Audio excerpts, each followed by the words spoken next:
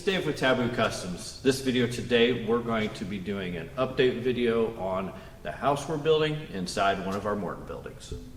So as you can see, on the east side here, we've been able to start doing some drywall, which was a good milestone for us. We obviously did get our ceiling up. What we did is we followed the trusses, since this says slope trusses, and on the two sides we went ahead, we're going to do a metal corrugated ceiling. As you can see, we've done those, left the center open so that we can go in there and work on top of the sides of the ceiling much easier. Actually, when we get done, the center really won't have anything in it anyway, so we'll just be able to button that up as we blow in our insulation.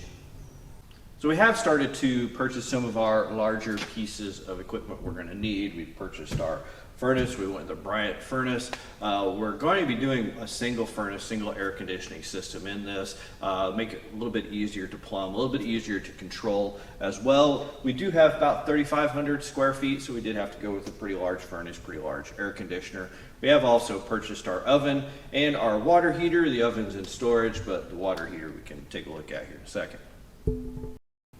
So another big step that we got completed was we did get our rough-in plumbing done. We also purchased our 50-gallon Areem water heater. Now for the plumbing, we did go with PEX A. So PEX A is the expanding fitting PEX, where you have to buy the special gun to actually expand the tube, goes around the fitting, and then shrinks down, and it continues to always try to shrink down, so it makes a very good tight seal. Has better cold resistance than PEX B, and is also, from what I understand through the research we did, was more reliable than the PEX B, especially if it's going to be behind a wall.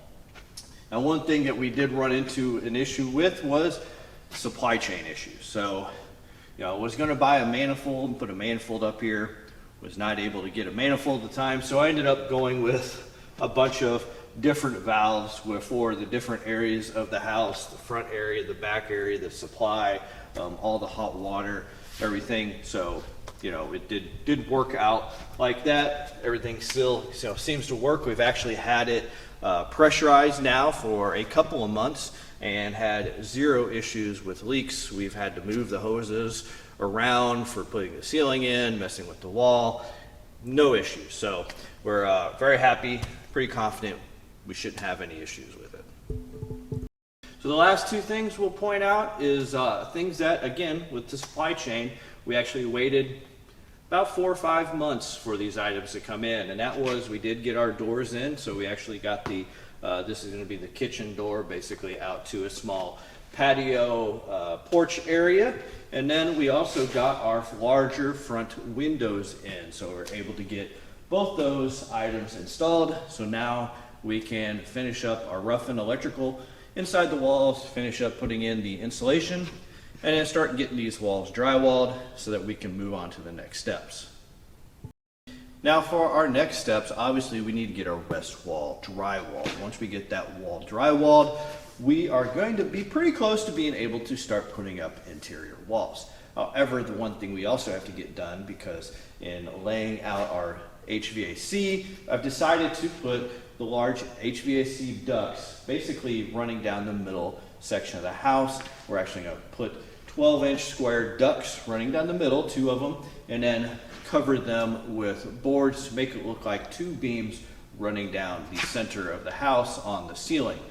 We need to get those up because our interior walls will actually be built directly below those beams. That way I can put vents into those beams going both out into the main area of the house and then out into the separate rooms of the house. So once we get that done, we'll be able to really start putting up interior walls and then really feel like we've made some progress, because this project definitely is taking a lot longer than we expected.